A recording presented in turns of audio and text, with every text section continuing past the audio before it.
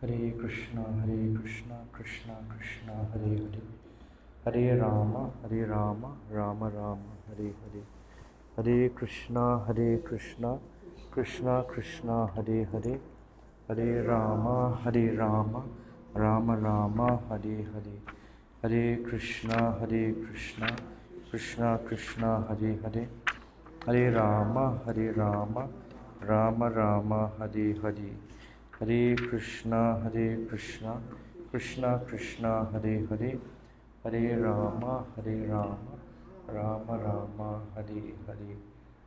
इसमें वो रखा रहता है प्लीज, रखा रहता है देखो.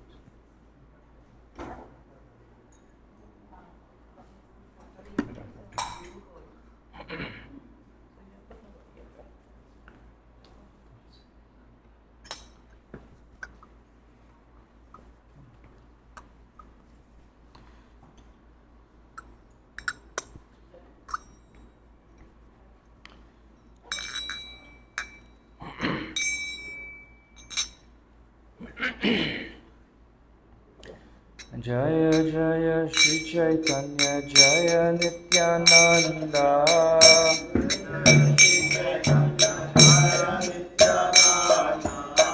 Jaya Jaya Shri Caitanya Jaya Nityananda.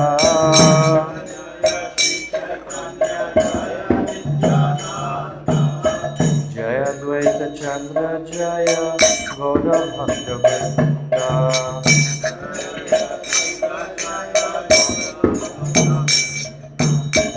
Jaya Jaya Shri Caitanya Jaya Nityananda.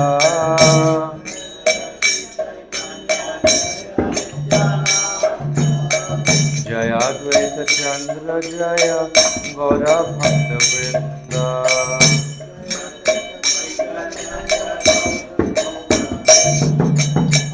Jaya Jaya Shri Caitanya Jaya Nityananda.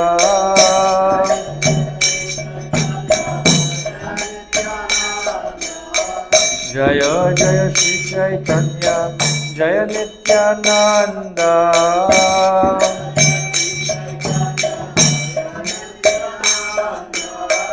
Jaya Advaita Chandra Jaya Gaura Bhakta Vrinda.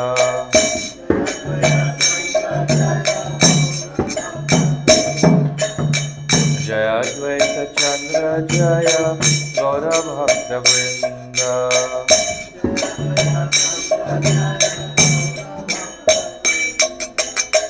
Jaya Jaya Shri Caitanya Jaya Nityananda.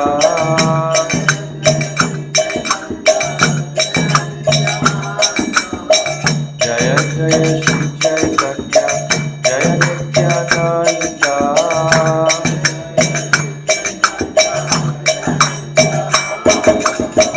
Jaya Advaita Chandra Jaya Gaura Bhakta Vrinda.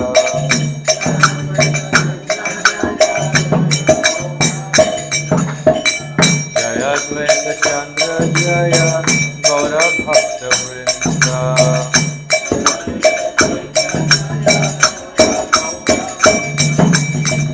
Jaya Jaya Shri Caitanya Jaya Nityananda.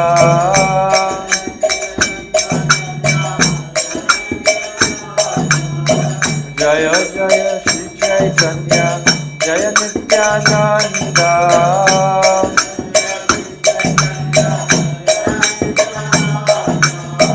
Jaya Advaita Chandra Jaya Gaura Bhakta Vrinda.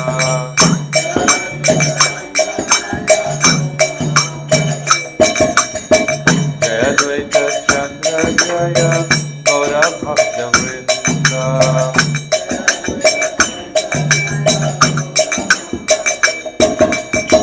Hare Krishna,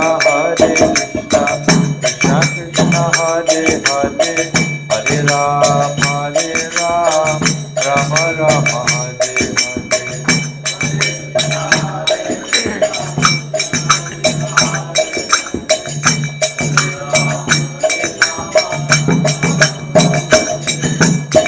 Hare Krishna, Krishna Krishna, Hare Hare, Hare Rama, Rama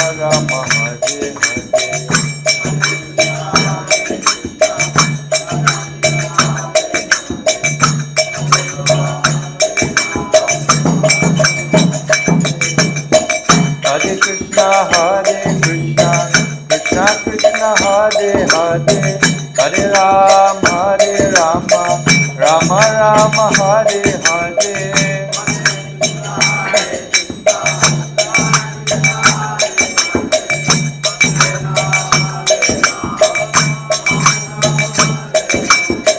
Hare Krishna, Krishna Krishna Hare Hare, Hare Rama, Rama Rama Hare Hare.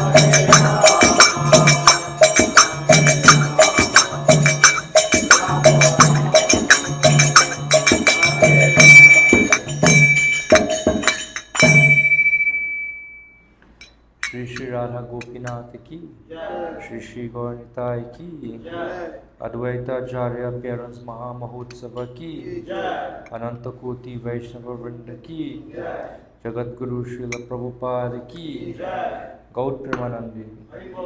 All glories to the assembled devotees, all glories to Shri Shri Guru, Shri Gauranga. So today is the auspicious appearance day of Advaita Acharya. So, if we look on the altar there, somewhere wonder, well, who's Advaita Acharya? So look at the altar. Everybody just take a little second. Look at the altar. Which one of these in pictures and whatever is Advaita Acharya? So, the main deities at our temple are Sri Sri Radha Gopinath. They stand in the central position on the altar. To their left or our right is also Radha Gopinath, and these are the deities that receive the worship. Like every day when we offer bathing and different small intimate services, the main deities Radha Gopinath. Krishna is, at least in our vision, his material is black granite and Radharani is white marble. And they receive their puja every day through their small deity forms, which we affectionately call Chota Radha Gopinath, smaller Radha Gopinath.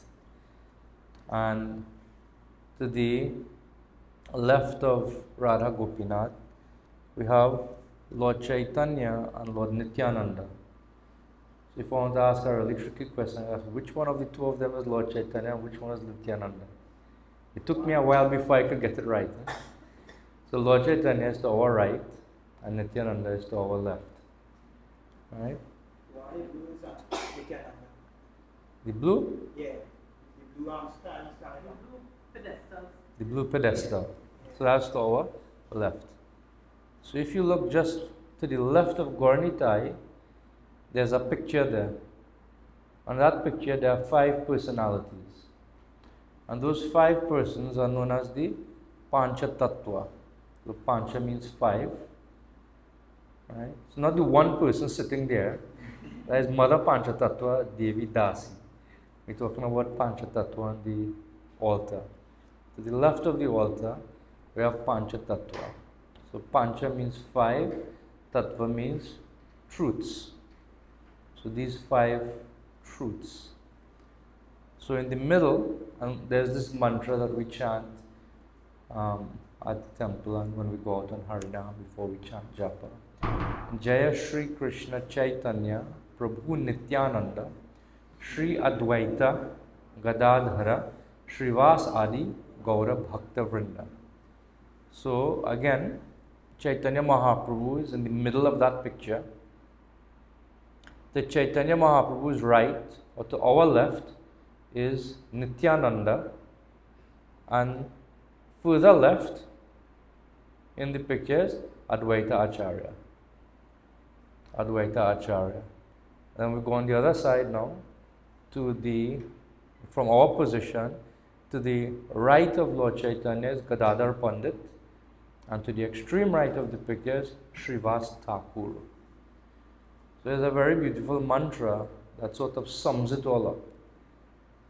Panchatattvatmakam Krishnam Bhakta Rupa Swarupakam Bhakta Avataram Bhaktakyam Namami Bhakta Shaktikam. So these 5 truths. Panchatattvatmakam Krishnam. This is Lord Krishna manifest in 5 forms. In 5 forms. Panchatattva Atmakam Krishnam. Krishna's own self is manifest in these 5 forms. First is Bhakta Rupa, the form of a devotee. So the form of a devotee is referring to Lord Chaitanya himself. Bhakta Rupa. Swarupa. Swarupa means the expansion of a devotee. So the first expansion of Krishna is Balaram.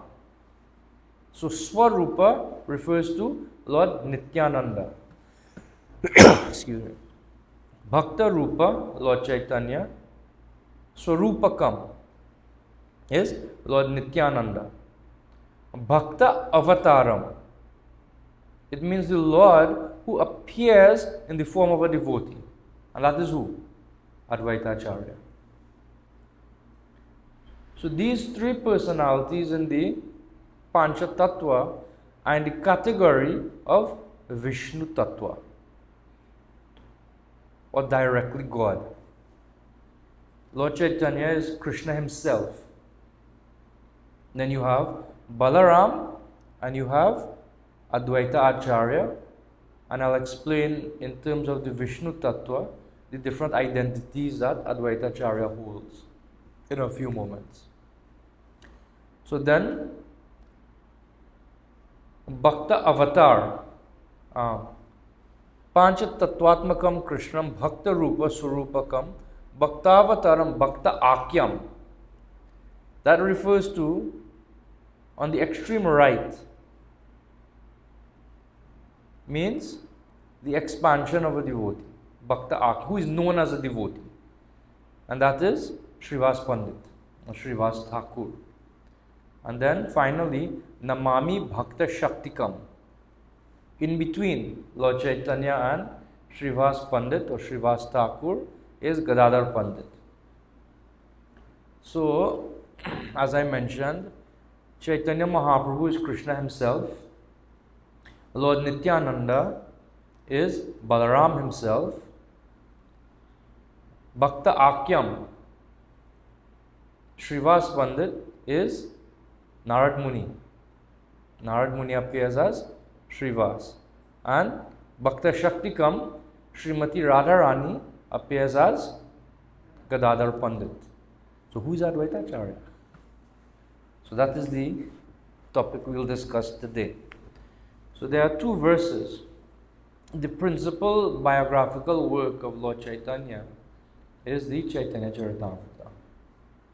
There were many biographies of Lord Chaitanya written before Chaitanya Charitamrita. In fact, the Chaitanya Charitamrita came significantly after. There was Chaitanya Mangal, there was Chaitanya Bhagavat of Vrindavan Das Thakur, there was Chaitanya Charita of Murari Gupta, and a few others that were composed. But specifically, the devotees requested Krishnadas Kaviraj Goswami to give Chaitanya Charitamrita. Why?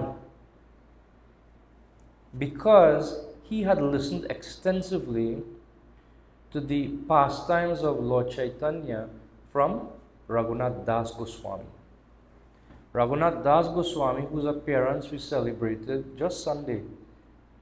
There's many festivals that coincides with Vasant Panchami, which we celebrated on Sunday. One of them is the appearance of Raghunath Das Goswami.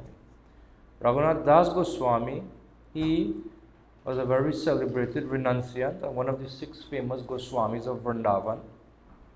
And he spent many years with Lord Chaitanya in Jagannath Puri when he was a sannyasi, when Lord Chaitanya accepted the order of sannyas.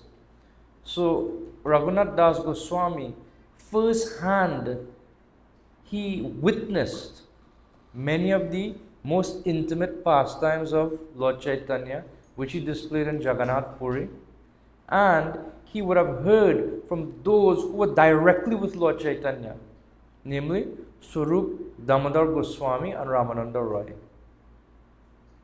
So what we have in Chaitanya Charitamrita is a retelling of the direct first-hand experience that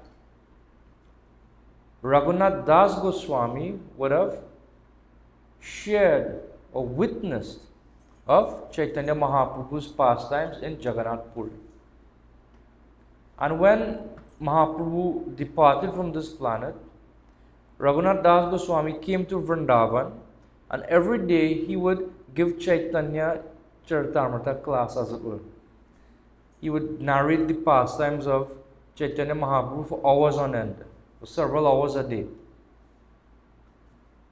Krishnadas Kaviraj Goswami was one of the participants in those discourses, and because he was noted for being very eloquent, he was specifically requested to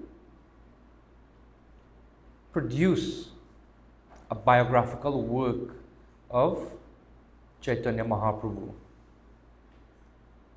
And this biographical work specifically has the excellent quality of it doesn't just give the pastimes of the Lord, but it's a very beautiful weaving. It's a tapestry of the Lord's pastimes as well as his most important teachings, not his most important, but the most important devotees who he would have taught in terms of gave teachings to, namely Rupa Goswami, Sanatan Goswami, Ramananda Roy, Sarvabhauma Bhattacharya, etc. So it's very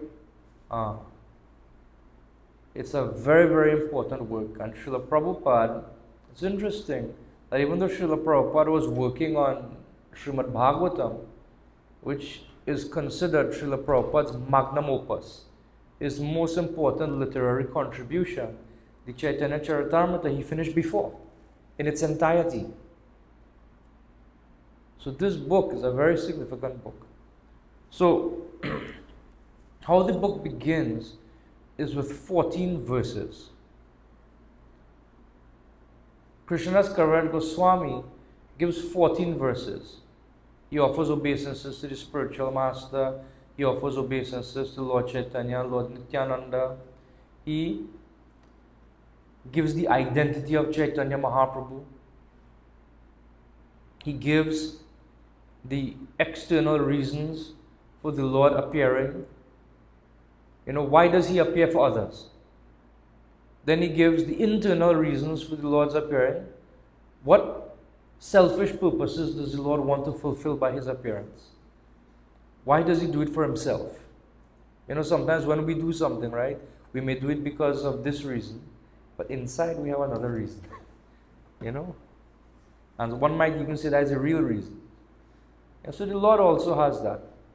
why he does it for everyone's else benefit, for spreading the Yuga Dharma and all these things. But why does he do it for himself also? So Krishnadas Kaviraj Goswami reveals in Chaitanya Charitamrita the inner workings of the mind of the Lord. How God thinks. Not just how God looks, like that. But Chaitanya Charitamrita is such a special book that it gives us an insight into how Krishna thinks. What goes on in the kabesa of God. There's a special quality of Chaitanya Charitamrita. And then, after giving these things, he speaks a few verses glorifying and revealing the identity of Lord Nityananda. And then he speaks 2 verses glorifying Advaita Acharya. And with that is his sort of invocation for the entirety of the work. And then in the next 6 chapters, or specifically 5 chapters, specifically, he goes on in the first chapter to explain the first 2 verses. Then the second chapter, he describes how Chaitanya Mahaprabhu is the Supreme Lord. Then the internal reasons, the external reasons in the 3rd and 4th chapter. Then in the 5th chapter, he gives the identity and the expansions of Nityananda Balaram. And then in the 6th chapter, he describes Advaita Acharya. And in this way, 14 verses, he expands into 6 chapters. And he tells you, in these verses I have described Lord Nityananda. Now in the next 2 verses, so he refers back to the beginning of the book. So what are those 2 verses that describe Advaita Acharya? We'll read. Mahavishnu Jagatkarta Mayaya Shrujatyadah Tasyavatara Evayam Advaita Acharya Ishwaraha. Lord Advaita Acharya is the incarnation of Mahavishnu, whose main function is to create the cosmic world through the actions of Maya. So please repeat. Lord Advaita Acharya is the incarnation of Mahavishnu, whose main function is to create the cosmic world through the actions of Maya. So in this first verse, and I'll use a technical term, the ontological position of Advaita Acharya is described. What is his nature? What is his identity in truth? Is that he is an incarnation of Mahavishnu. It's interesting, and there's a pastime in Srimad Bhagavatam as well that illustrates this. That every single expansion, avatar, and this is also described in Chaitanya Charitamrita, of Krishna, even though they have the potency and the identity as being in the category of the Supreme Lord, they are all servants of Krishna.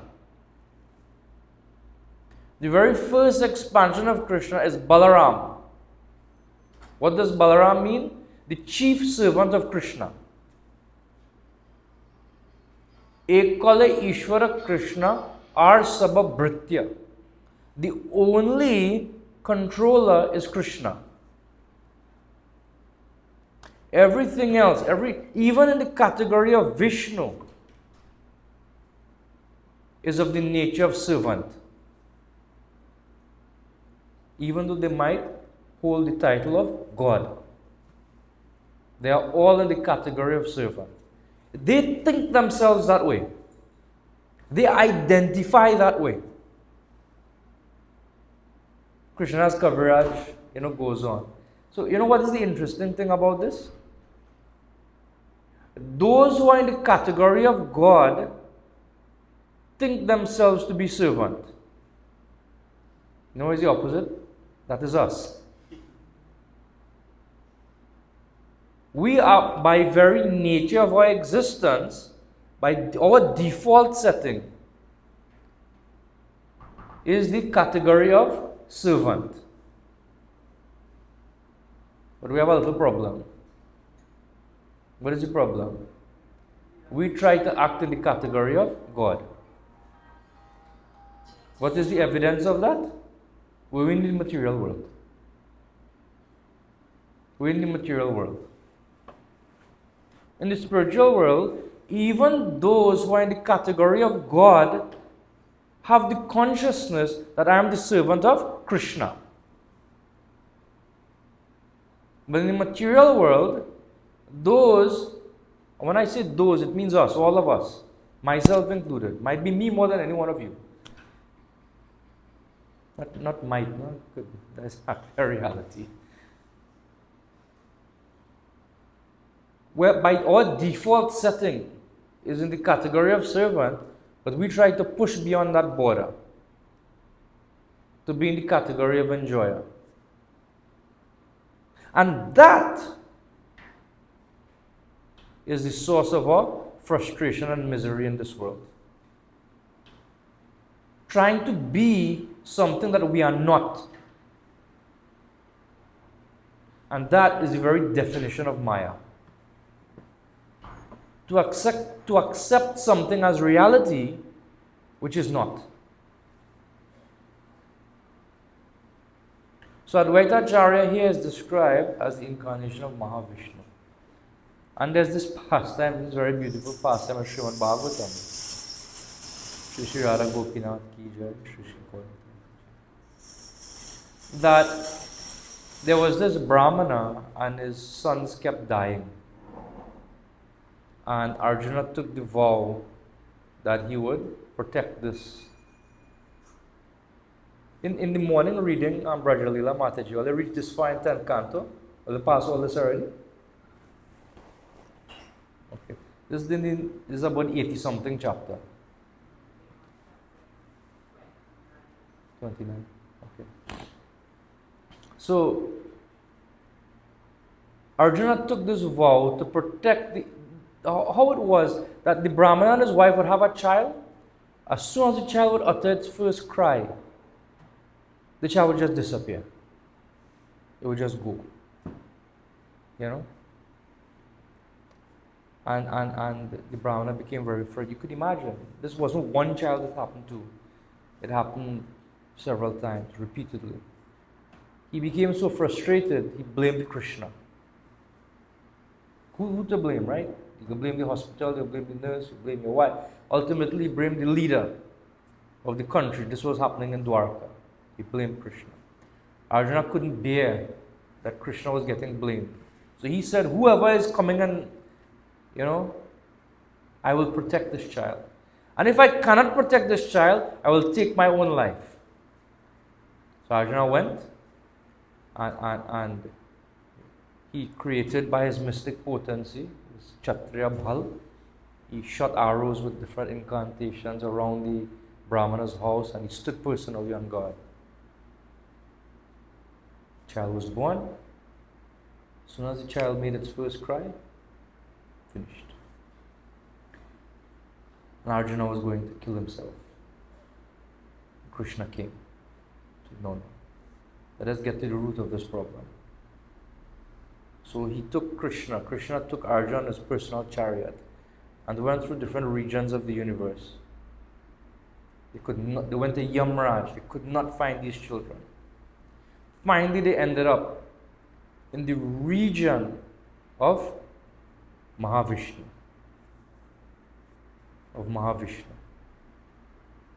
And they went to Mahavishnu. Mahavishnu spoke to Krishna. He said, I'm very happy that you have come. Both you are my expansions. And he spoke some words to Krishna and Arjuna. And he returned the children. So Vishwanath Chakravarti Thakur gives one of the most beautiful purports in the whole of the Srimad Bhagavatam on this section. He presents Arjuna's thinking. Krishna is my friend. But is Krishna so special that even Mahavishnu is unable to get darshan. And therefore, knowing that Krishna is so favorably disposed towards the Brahmanas, that Mahavishnu himself would go to such an extent as to forcibly usurp the children of this Brahmana just to get darshan of my friend Krishna. And Krishna, he presented this idea to Krishna. And he said, no.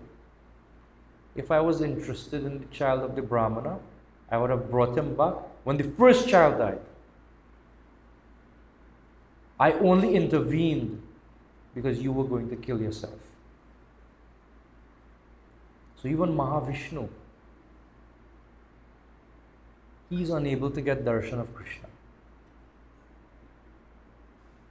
But who is Mahavishnu? Mahavishnu, by his breathing, he expands the totality of material creation. Every single of the multitude of material universes comes from the body of Mahavishnu. In each one of these universes, Mahavishnu further expands into Garbhodakashayi Vishnu, who lies in the lower region of the universe, and from his navel of Garbhodakashayi Vishnu, a lotus sprouts, and the Brahma of each universe appears. That Garbhodakashayi Vishnu further expands into each and every atom and accompanies each and every individual living soul or living entity as Paramatma. So this Mahavishnu,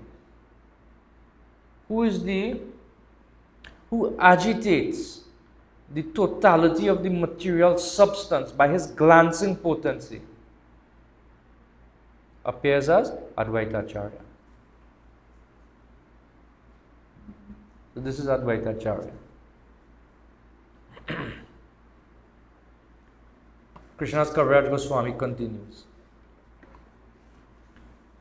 He says, Advaitam Harinadvaitad Acharyam Bhakti Shamshanat Bhaktavataram Ishamtam Advaita Acharyam Ashraye.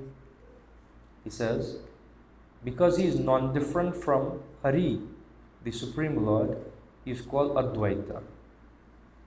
And because he propagates the cult of devotion or bhakti, he is called Acharya. He is the Lord and the incarnation of the Lord's devotee. And therefore, I take shelter of him. So this is Advaita Acharya. So Advaita Acharya, if you look at the picture on the altar, you see him with a long beard. He is depicted as an old man. Why is that? Because he appeared before the appearance of Lord Chaitanya. Nityananda also appeared several years before the appearance of Lord Chaitanya. So how many years prior to the appearance of Lord Chaitanya did Advaita Acharya appear?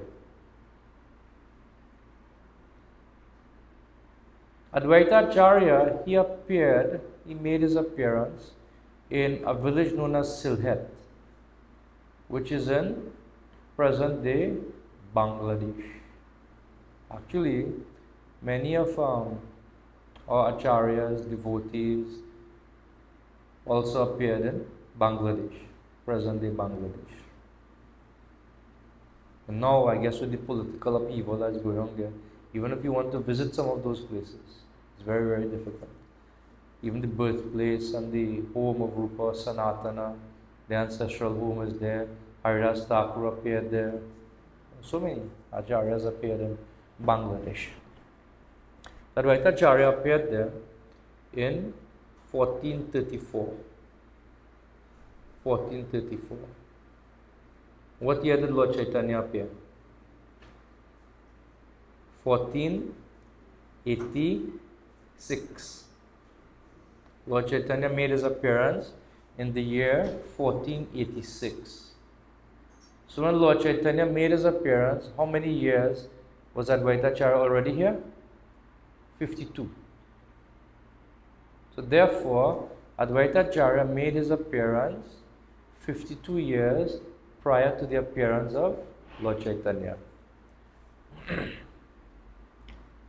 After how many years did Lord Chaitanya take sannyas? Lord Chaitanya was 24 years old when he took sannyas. So therefore, Advaita Acharya would have already spent how many years on the planet? 52 plus 24, 76. As a sannyasi, Lord Chaitanya spent another 24 years and then departed. So when Lord Chaitanya departed, Advaita Acharya would have been 100 years old.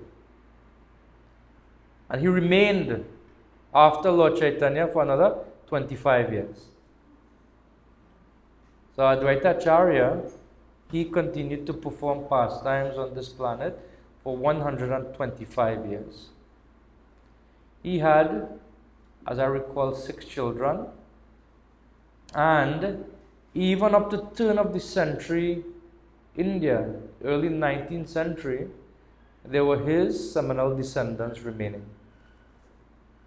One of them, I don't know why I just forget the name, something Dilip, something Roy. I think were historical persons, father, grandfather, great poets in Bengal. They remained, and that line must still be going on, even up to today. So somebody could say, my great grandfather was Advaita Acharya. It still goes on. That generation is still there today. Advaita Acharya, when he was born, when he appeared, his parents gave him the name Kamalaksha, meaning his eyes was like that of a lotus. Later he became known as Advaita Acharya. He left Sylhet and he traveled throughout India, and eventually, because he knew that the Lord would appear in this particular place, he made a residence just down the road from Lord Chaitanya. From where Lord Chaitanya would appear, he made a residence there, and he made a residence in an adjacent village known as Shantipur. Shantipur, I didn't have the opportunity to visit there yet, like properly.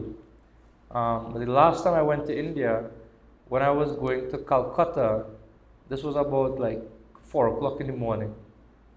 We just stopped on the side of the main highway, and no street lights or anything. I just ran across the highway, ran across the other lane, and went to the house of Advaita Acharya. It's a big compound. There's several buildings on it, and it was so refreshing, like such a nice experience. Like even that, nobody was there, just a few of the local people came, and they were sitting down, like having casual conversations amongst themselves, and they recognized, "Where are you coming from?" In the broken Bengali sort of accent. And we said, "Coming from Mayapur?" We said, "Yes, but from Trinidad and Tobago." And they were very happy, but we couldn't stay, unfortunately, for the Mangal Arati. But and it was such a friendly atmosphere. Just that early hour morning, you had to walk through a grove of trees, and it was such a beautiful experience. And we went and saw some of the different houses, and that was on the compound. Every year there's a huge festival there, the Shantipur festival, just before Gaura Purnima, or just after Gaura, something like that. Devotees from ISKCON Mayapur go on, huge thousands of devotees go. They rent buses and take people to that festival. So Advaita Acharya had one house there. In some of his years, and what I'll do now is just so we know who Advaita Acharya is. He's an incarnation of Mahavishnu. We know his brief biography in terms of timeline in relation to Chaitanya Mahaprabhu. So what I'll do, I'll just give some snippets of pastimes, not in any particular order. Right? Advaita Acharya was an initiated disciple of Madhavendra Puri. Madhavendra Puri was the grand spiritual master of Lord Chaitanya. Madhavendra Puri's one of his disciples was Ishwara Puri, and Ishwara Puri became the spiritual master of Lord Chaitanya. There's a very beautiful pastime that's described in the Madhya Leela of Chaitanya Charitamrita, that Madhavendra Puri, when he was in Vrindavan, he was able to excavate and re-establish the worship of Gopal deity of Vrindavan, near Govardhan Hill. And after he established the worship, Vrindavan gets very hot. So the deity told him, listen, my body is very hot. You have to go to the Malaya hills, this is the south of India, and get sandalwood paste to cool my body. So he said, okay. So Madhavendra Puri set out. When he set out, one of the places he passed through was Shantipur, on the way to get the sandalwood to bring back to Vrindavan. And there he encountered Advaita Acharya. Advaita Acharya could tell that he was a very great devotee and begged him to initiate him into devotional service to Krishna. So in this way, Advaita Acharya became the disciple of Madhavendra Puri. And because Lord Chaitanya knew that, and because of Lord Chaitanya's age in relation to Advaita Acharya, he would always treat Advaita Acharya with great deference, very respectfully. He wouldn't allow Advaita Acharya to be his servant. He wouldn't chastise him. He was always until Advaita Acharya, because of that, he became very morose, very angry. That my nature is to be the servant of the Lord, but Lord Chaitanya isn't allowing me to serve him. So Advaita Acharya, who was very erudite, very scholarly, he devised this plan to get Lord Chaitanya's mercy. So there's an ancient scripture known as the Yoga Vasishta. And Advaita Acharya, who had been accustomed to giving the real meaning of scriptures in relation to devotional service to the Lord, he began to explain the Yoga Vasishta in terms of Shankara's explanation of the Vedanta Sutra, in terms of Mayavad explanations. And Lord Chaitanya, when he heard this, he became very upset. He became very angry. And he went to that place where Advaita Acharya was holding these classes, giving these impersonal and Mayavad explanations of the Yoga Vasishta, and he began to beat him. He went with a stick and physically assaulted Advaita Acharya. He was very upset. Advaita Acharya was in ecstasy. He was thinking, finally, you have accepted me as your servant. Because only a master would chastise a servant cannot chastise a master. So because you have chastised me, you have finally accepted me as your servant. And Lord Chaitanya smiled, because he knew that this is what Advaita Acharya actually wanted to happen. Now this is not something to imitate. If you want to think about it this way, this is God having transcendental disagreements with God. So it's not something we want to get in the middle of, or try to figure out, but why Lord Chaitanya did this, and he should have done it in this way. If somebody were to ask that question, I would say, when you meet Lord Chaitanya, you could ask him that. Why he decided to beat Advaita Acharya, who was an old man at that time. So Advaita Acharya, one of the things he did before the appearance of Lord Chaitanya was he traveled to different holy places, and one of the places he traveled to was Vrindavan. In Vrindavan, there's a tree known as Advaita Vat, a tree under which Advaita Acharya would perform bhajan. He would sit there and chant. This tree is located just past the tree from which Krishna jumped off to chastise the Kaliya serpent. Just after that, a little bit on the right hand side, just at the bottom of a hill known as the Dwadasa Ditya Til. it was at that spot Advaita Acharya got vision of the Madan Gopal deity. You went to that place? He got the vision of the Madan Gopal deity, which was installed about 5,000 years ago by Krishna's great grandson Vajranabha. So he established several deities in Vrindavan, and in the course of time they became lost. And one by one, many of them were recovered by the efforts of different devotees after the appearance of Lord Caitanya. And one of the first of those deities to be rediscovered was found by Advaita Acharya. So while Advaita Acharya was in Vrindavan, he established the worship of the Madan Gopal deity. And when he was leaving to continue with his travels, he left the deity in the care of a Brahmana in Mathura by the name of Purushottam Chaube. Sometimes there's some dispute into what his actual name is. Sometimes some people say it's Damodar Chaube or Purushottam Chaube, but at least we know his last name is Chaube, or his title was Chaube. And this Brahmana, his children had a very special relationship with this deity. And even him and his wife, they didn't just accept Madan Gopal as a deity. They accepted him as their child. Their mood of worship was, this is my child. And to such an extent that sometimes Madan Gopal could be seen playing with the children in front. They would be playing with the children. And Sanatana Goswami saw this. Sanatana Goswami is one of the contemporary, one of the Goswamis of Vrindavan, the brother of Rupa Goswami. And so he saw this and he was looking and he was so attracted, but at the same time he was so concerned. Because you could imagine you came inside the temple one day for a program, or no program, and you just saw somebody playing with Radha Gopinath on the floor here. You know, that ain't gonna work. You know, people might not like that too much. But you saw that the deity, they were playing with the deity like their own child, like their own sibling. And Sanatana Goswami told the family that, you know, this is the deity. You know, you cannot, you know, do like this. It's not so good, it's not so safe, you should do this. And so they felt very bad. And they felt they should stop.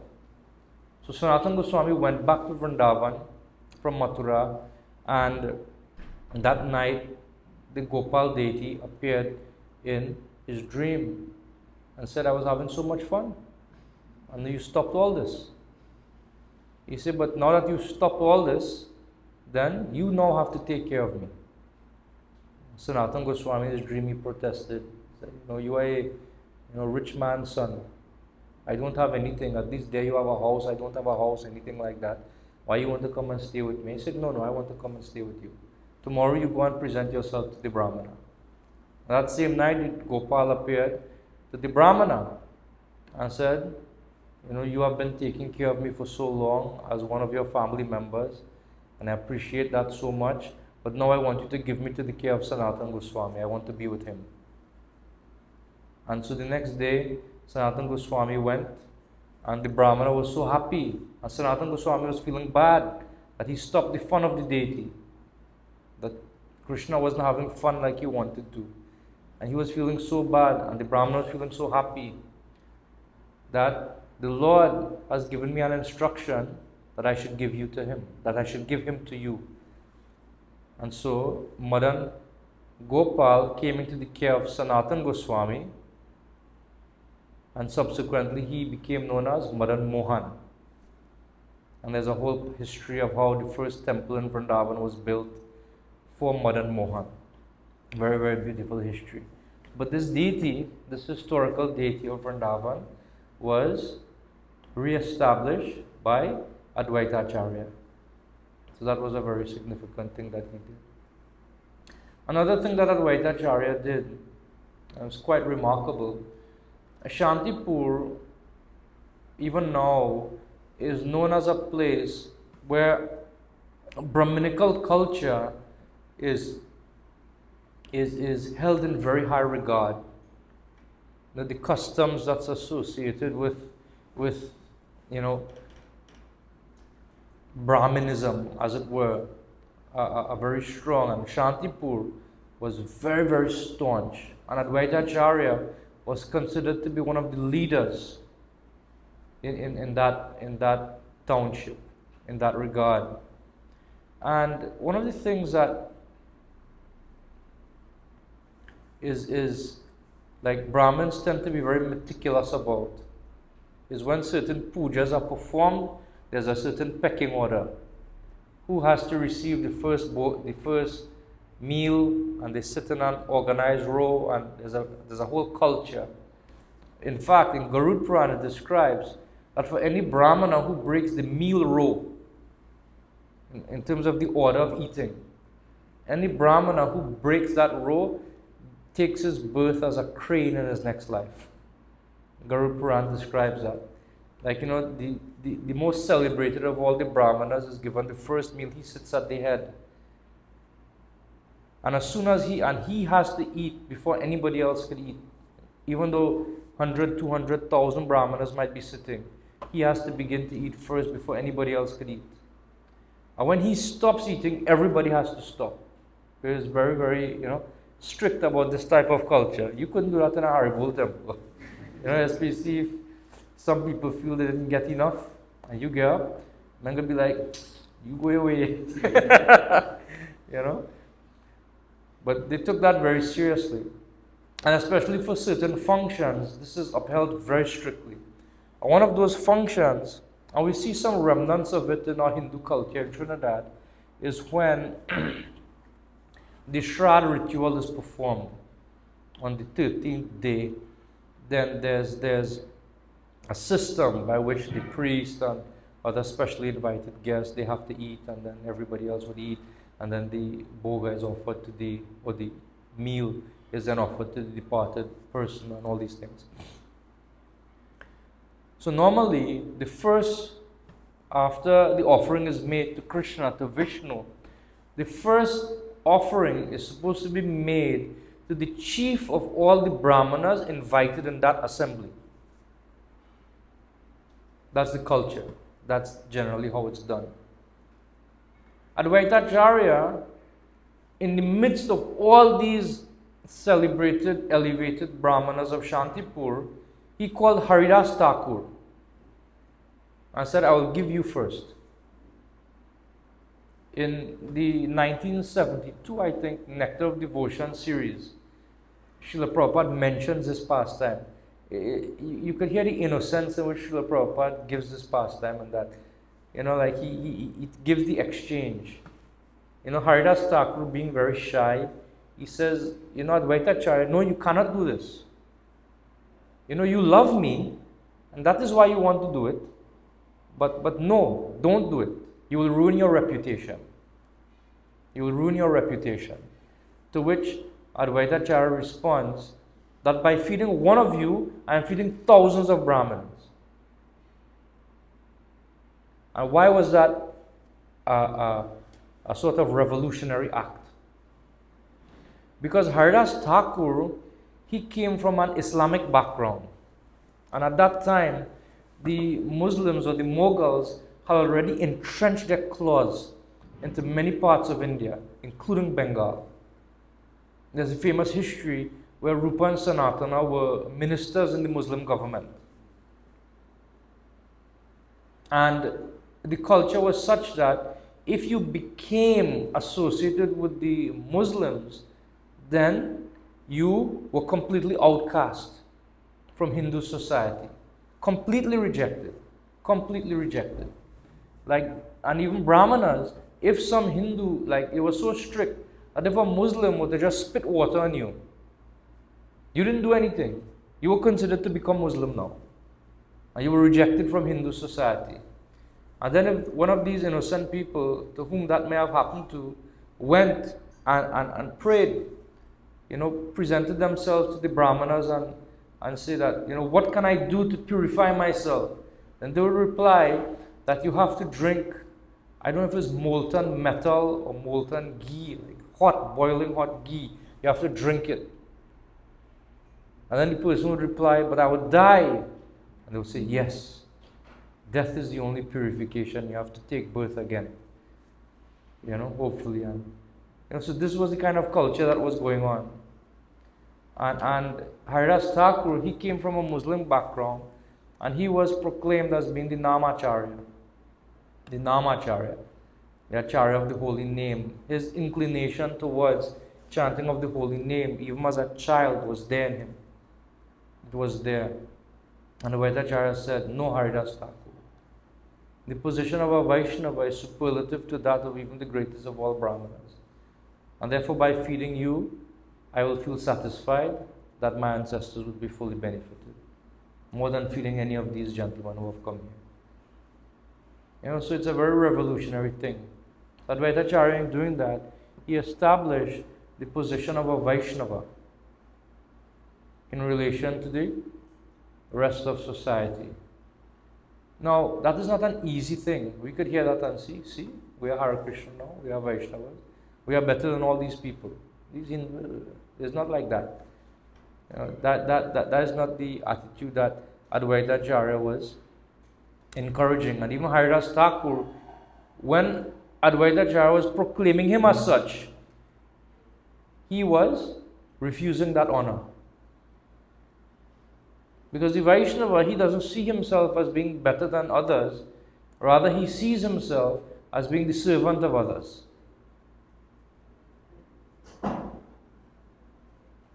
So Advaita Acharya, he established that in connection to Haridas Thakur. And there's many other pastimes we can describe.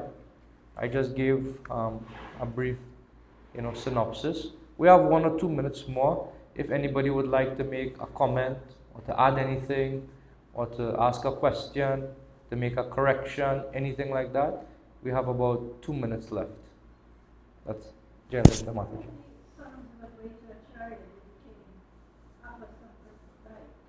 Yeah.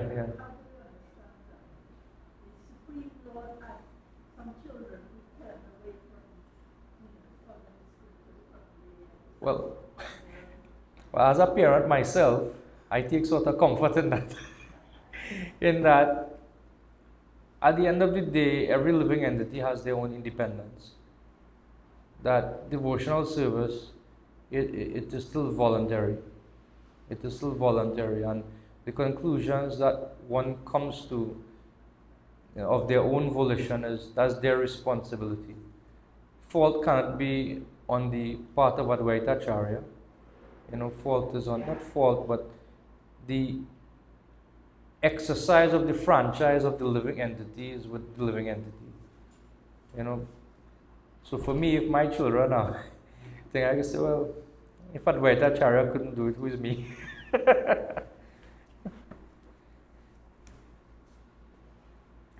What I want to do some more research in is to find that those who came down in line, like this Dilip Kumar Roy and his father and so on, like in that turn of the century, Bengal, like which line they would have descended from. Because they were great poets and all these things. I was always wondering that. When I found this in my research, I found that to be quite interesting. That those living descendants of Advaita Acharya. So I think I'll do a little further research to find out, which stock they would have come from. Direct descendants of Advaita could go their own way. There's no knowing whether the descendants of those descendants came back into, Yeah, that's also a fact. I mean, even one thing I'll take from that as well is we have to be extra careful as well. To not measure ourselves. If we do the best that we can, at the end of the day, the result is still not in our hands. To not be to beat ourselves too hard over the head if a result didn't come out exactly as we've envisioned it in our own consciousness. What do you think?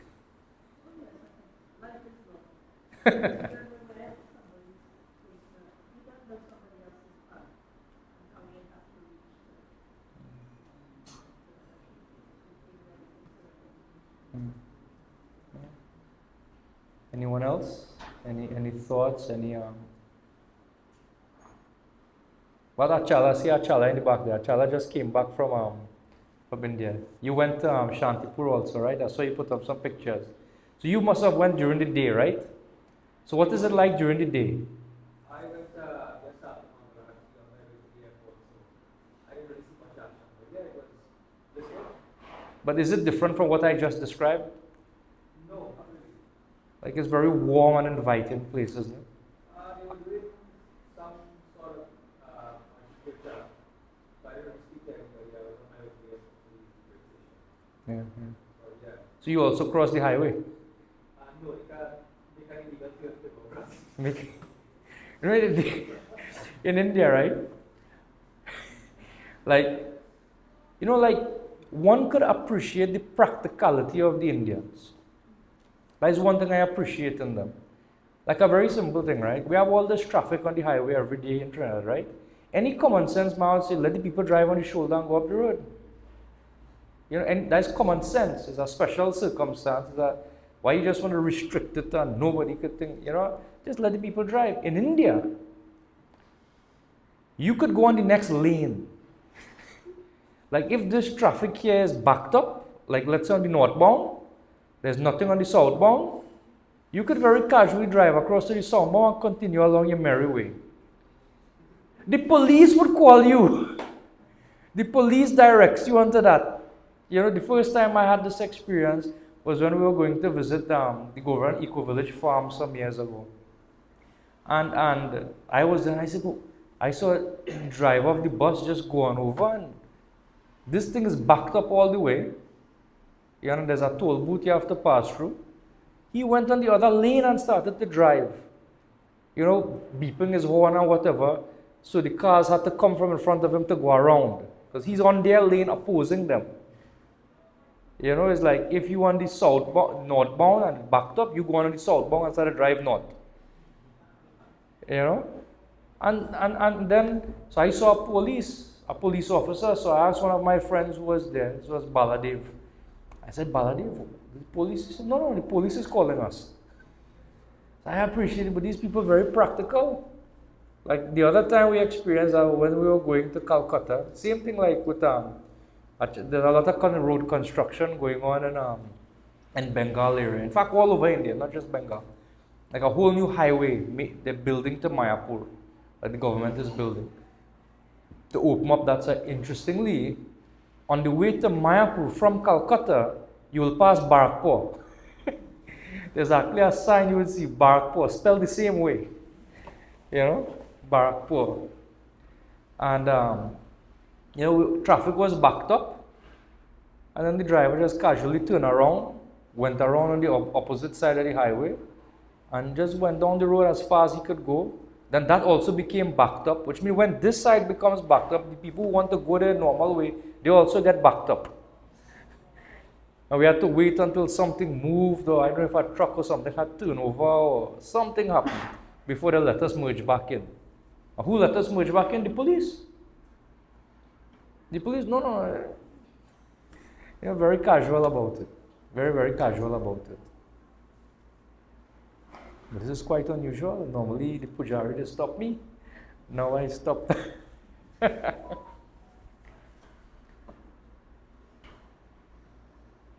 So anybody else, anything? Gopal, what do you think? You went Shantipur? You went to Shantipur festival, huh? Oh, what was it like? It was awesome. Say. You say. Let me see. That's okay. That's probably better than remaining. Alright, I've seen the tile strap and things. So tell us about it now. It was a lot of people. Use one of the mics.